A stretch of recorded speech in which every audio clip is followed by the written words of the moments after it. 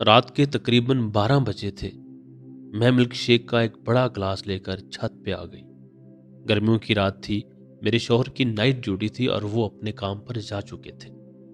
میں کام سمیٹ کر تھوڑی دیر ٹی وی دیکھتی رہی، پھر نیند نہیں آ رہی تھی، اس لیے چھت پر چلی آئی۔ ہمارا گھر گلی کے کونے میں واقع تھا اور اتفاقاً برابر والا پلاٹ خالی تھا، گویا ہمارا گھر چاروں طرف سے کھلا تھا۔ میں شروع سے ہی کافی نڈر اور بہادر واقع ہوئی ہوں، اس لیے مجھے اکیلے رہنے میں کبھی بھی خوف نہیں آیا۔ میری شادی کو 6 ماہ ہوئے تھے۔ ہمارے گھر کی دائیں جانب تھوڑے ہی فاصلے پر جیل کی دیوار تھی۔ گو فاصلہ زیادہ تھا، مگر جیل کی پچھلی دیوار اور ہمارے گھر کے درمیان کوئی اور عمارت نہ تھی۔ اچانک جیل کا سائرن بجنے لگا اور اس کی سرچ لائٹ میں تیزی آ گئی، جیسے کہ کسی مجرم کی تلاش میں ہو۔ ویسے تو روز رات کو ہی سرچ لائٹ ادھر ادھر گھومتی تھی اور نگرانی کیا کرتی تھی، مگر آج جیسے کچھ خاص ہو گیا ہو۔ میں بھی دلچسپی سے اس جانب دیکھ رہی تھی۔ بچپن ہی سے سسپینس اور ہارر پڑھتے پڑھتے میں خود کو عمران سیریز کی جولیانا سمجھنے لگی تھی۔ ادھر ادھر بھاگتے پولیس کے سپاہی اور سرچ لائٹنگ کسی انہونی کا پتہ دے رہے تھے۔ کچھ دیر تو میں اس طرف دیکھتی رہی، مگر ناکافی روشنی کے باعث کچھ دیکھنے سے قاصر رہی۔ پھر بور ہونے لگی اور میں نے اپنا رخ دوسری جانب کر دیا، جہاں پر کچھ فاصلے پہ بنے گھر میں شاید کوئی سالگرہ کی تقریب ہو رہی تھی۔ بچوں نے تیز آواز میں سالگرہ کے گیت لگائے ہوئے تھے اور خوب شور و ہنگامہ ہو رہا تھا۔ گرمی کی رات تھی، تقریباً ہر چھت آباد تھی۔ کہیں پر کچھ لوگ آرام کر رہے تھے اور کہیں پر یوں ہی ٹہل رہے تھے۔ میں چھت پہ پڑی کرسی پر بیٹھ کر اپنا ملک شیک انجوائے کر رہی تھی اور میوزک سے لطف اندوز ہو رہی تھی۔ کھلے آسمان تلے سونے کی عادت کبھی بھی نہیں رہی، جتنی بھی گرمی ہو میں اپنے کمرے میں ہی سوتی تھی۔ اچانک گھر میں ایک دب سی آواز ہوئی، جیسے کہ ہمارے گھر میں کوئی کود گیا۔ مجھے لگا بلی نہ ہو، اکثر ہمارے گھر بلیاں آ جایا کرتی تھیں، اور شاید میں کچن میں دودھ کھلا چھوڑ آئی تھی۔ میں تیزی سے سیڑھیاں اتر کر لاؤنج میں آئی تو میری نظر نیم تاریک صحن میں پڑی، جہاں ایک آدمی موجود تھا۔ میرے منہ سے چیخ بھی نہ نکل سکی۔ جاسوسی کے سارے اسباق بھگ سے اڑ گئے۔ اس آدمی کی نظر بھی مجھ پہ پڑ چکی تھی۔ اس نے اندر کا دروازہ کھولنے کی درخواست کی۔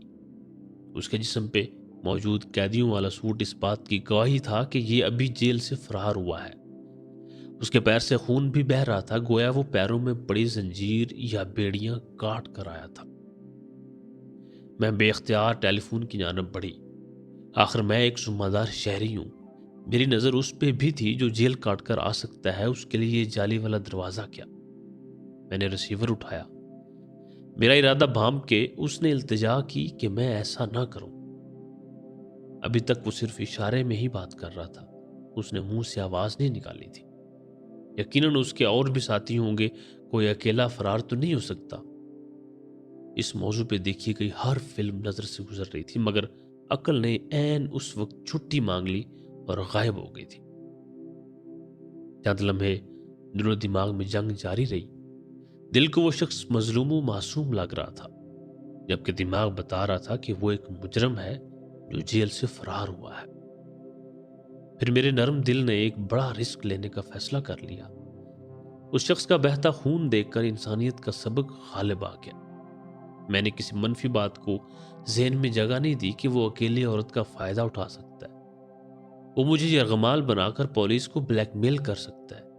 اس کی مدد کے جرم میں پولیس مجھے پکڑ سکتی ہے، اس کے ساتھی بھی آ سکتے ہیں۔ میں نے ان تمام ممکنات پہ غور کرنے کے بجائے دروازہ کھول دیا اور خود کمرے سے فرسٹ ایڈ باکس لے آئی، ساتھ پانی بھی رکھ دیا۔ اس نے ممنون نظروں سے دیکھا، جلدی جلدی زخم صاف کر کے پٹی باندھ لی۔ میں دور کھڑی دیکھتی رہی، نہ اس نے مدد کے لیے بولا نہ میں آگے بڑھی۔ پانی، اس کے منہ سے پہلا لفظ نکلا۔ میں نے فریج سے نکال کر اس کے سامنے رکھ دیا۔ میری بات غور سے سنو، میرے پاس وقت کم ہے، پولیس کسی وقت بھی آ جائے گی۔ او یقیناً، میں نے اس کے پیر کے زخم پہ نظر ڈالی۔ صحن سے لے کر لاؤنج تک پھیلا خون یقیناً یہ خون نشاندہی کر دے گا، میں نے سوچا۔ اس نے میری نظروں کا تعاقب کیا۔ نہیں، یہ کٹ تو دیوار پہ لگے شیشے کے باعث آیا ہے۔ پولیس تو ویسے ہی علاقے کو گھیر کر تلاشی لے گی، اس نے وضاحت دی۔ مجھے حیرت ہوئی اتنے درست انداز پہ۔ پولیس آ جائے گی تو میں خود کو پولیس کے حوالے کر دوں گا، مگر مجھے ابھی ایک بہت اہم کام ہے اور بہت بڑی ضرورت تھی جس کے لیے مجھے جیل سے فرار ہونا پڑا، اس نے کہنا شروع کیا اور میں خاموشی سے اس کو سن رہی تھی۔ یہ کچھ امانت ہے، اس کو پہلے چھپا لو۔ اس نے ایک پارسل میری طرف بڑھایا جس کو لینے سے میں جھجک رہی تھی۔ ڈرو نہیں، ایسی کوئی غلط چیز نہیں جس کی وجہ سے تم پکڑی جاؤ یا تمہارے گھر میں کسی کو کوئی خطرہ ہو۔ ایک بار پھر اس نے میرے کہے بغیر میری سوچ کو پڑھ لیا تھا۔ میں نے وہ پکڑ لیا اور کچن میں آٹے کے ڈبے میں چھپا دیا۔ جب بھی موقع ملے تو یہ پارسل اس ایڈریس پر بھیج دینا، تمہاری بڑی مہربانی ہوگی۔ اس نے کاغذ پہ لکھا ہوا پتہ میرے سامنے کیا جس کو میں نے خاموشی سے لے لیا۔ گلی میں پولیس والوں کی آواز آنے لگی تھی اور تھوڑی ہی دیر میں لاؤڈ سپیکر سے اعلان ہونا شروع ہو گیا۔ پولیس نے تمام کالونی کو گھیرے میں لے رکھا ہے۔ ایک خطرناک مجرم کسی کے گھر میں چھپ گیا ہے۔ ہر شخص احتیاط کرے۔ اگر کسی کے گھر میں ہے تو وہ قانون کی مدد کرتے ہوئے مجرم کو قانون کے حوالے کر دے۔ میری کہانی تم کو اخباروں اور ٹی وی سے پتہ چل جائے گی۔ چند دنوں میں مجھے پھانسی ہونے والی ہے۔ میں بس یوں ہی اللہ کا نام لے کر جیل سے فرار ہوا تھا کہ کاش کوئی ہمدرد مل جائے جو میرا کام کرتے۔ جیل میں ویسے تو لوگ فون بھی کروا دیتے ہیں اور کوئی چیز بھیج بھی دیتے ہیں، مگر میرا معاملہ دوسرا ہے۔ مجھے ایک غلط مقدمے میں پھنسایا گیا ہے۔ میرے گھر والوں کو بھی شدید خطرہ ہے، اس لیے میں جیل میں موجود لوگوں میں سے کسی پہ بھروسہ نہیں کر سکتا۔ نہ جانے کون مخالف پارٹی سے ملا ہوا ہو۔ اگر کسی کے ذریعے بھیجتا تو میرے گھر والوں کا علم ان لوگوں کو ہو جاتا اور پھر میرے گھر والوں کے لیے شدید مشکلات کھڑی ہو جاتی۔ پچھلے 1.5 سال سے میں اپنے گھر والوں سے نہیں مل سکا ہوں۔ ابھی وہ بول ہی رہا تھا کہ اچانک پولیس نے دروازہ کھٹکھٹانا شروع کر دیا۔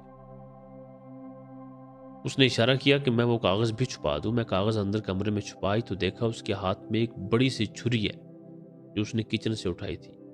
میں اس کو حیرت سے دیکھنے لگی۔ اس نے ایک دم میرا بازو پکڑ کر پیچھے کی جانب موڑ دیا اور چھری کو میری گردن پر رکھ کر آگے دھکیلنے لگا۔ میں بہت زیادہ خوفزدہ ہو رہی تھی۔ اس نے ایک ہاتھ سے میرے دونوں بازو موڑ کر پکڑے ہوئے تھے، دوسرے ہاتھ سے چھری میرے گلے پر رکھی تھی جس کا دباؤ محسوس ہو رہا تھا۔ دروازے کے قریب جا کر اس نے اشارہ کیا اور ایک ہاتھ چھوڑا کہ میں دروازہ کھول سکوں۔ اتنی دیر میں پولیس بار بار دروازہ پیٹ رہی تھی کہ تلاشی دیں، خطرناک مجرم علاقے میں موجود ہے۔ میں نے دروازہ کھولا تو وہ مجھے دھکیلتا ہوا آگے بڑھا۔ گولی مت چلانا، میں گرفتاری دینے کو تیار ہوں، اس نے پولیس والوں سے کہا۔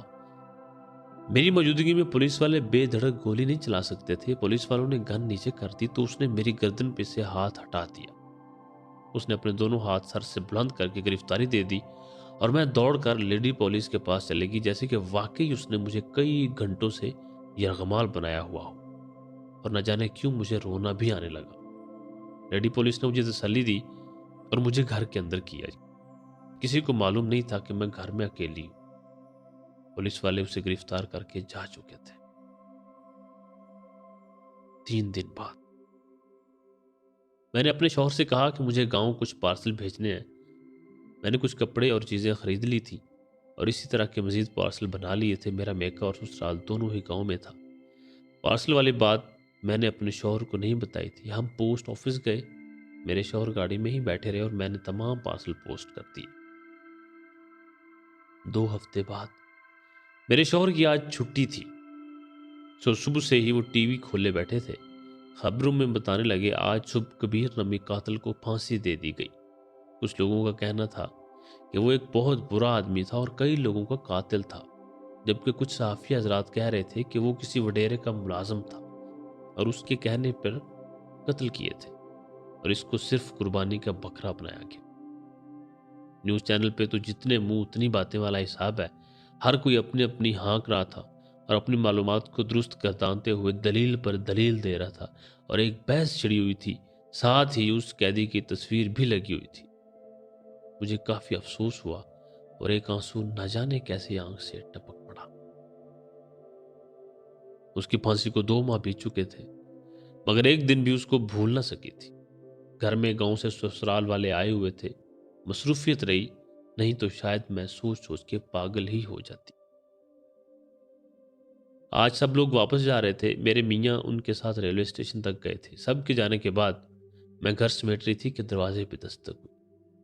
ڈاکیا میرے نام ایک خط لایا تھا جس پہ امریکہ کے کسی اسٹیٹ کا پتہ درج تھا۔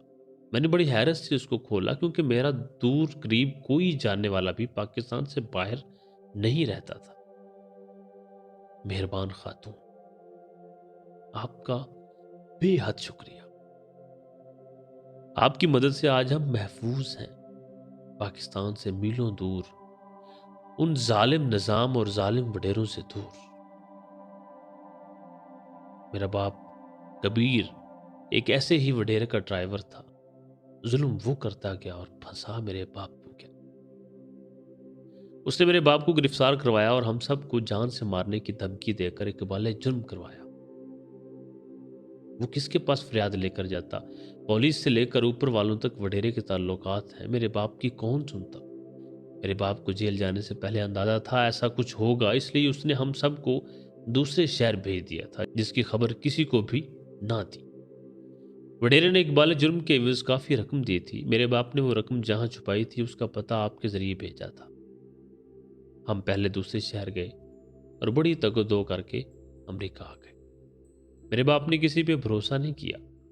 میرے باپ کے ساتھی ہمارا پتہ پوچھتے رہے کہ بتاؤ ہم تمہارے بچوں کا خیال کریں گے، مگر میرا باپ ہمیشہ انجان بنا رہا۔ میرا باپ ہر ہفتے جیل سے پرانے پتے پر پارسل بھیجتا جو واپس آ جاتا کہ وہاں کوئی نہیں۔ میرا باپ جانتا تھا مگر دوسروں کے سامنے ظاہر نہیں کرنا چاہتا تھا۔ ویسے تو پھانسی کے قیدی کو بڑی سخت نگرانی میں رکھا جاتا ہے، مگر میرے باپ کا معاملہ الگ تھا۔ اس نے خود اقبال جرم کیا تھا اور پولیس والے بھی جانتے تھے یہ کمزور شخص کیا جرات کرے گا۔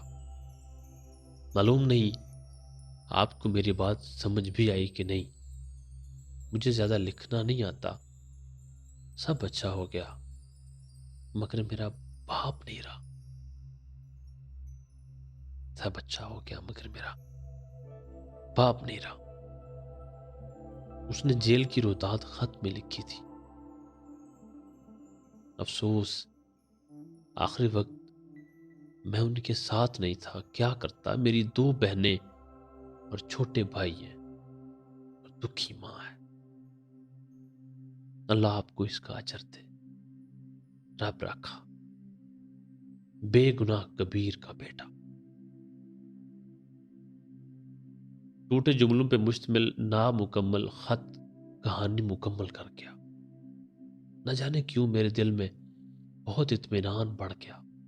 میرا دل اس کو مجرم ماننے کو تیار ہی نہ تھا۔ اس کی بے گناہی کا جان کے بہت سکون ملا۔ خط میں نے الماری میں رکھا اور کام میں مشغول ہو گئی۔ ناظرین، اگر آپ کو یہ کہانی اچھی لگی ہو تو کمنٹ سیکشن میں اپنی رائے ضرور دیجیے گا، اور اس طرح کی مزید بہترین سبق آموز کہانیاں دیکھنے اور سننے کے لیے ہمارے ساتھ جڑے رہیے گا۔ شکریہ۔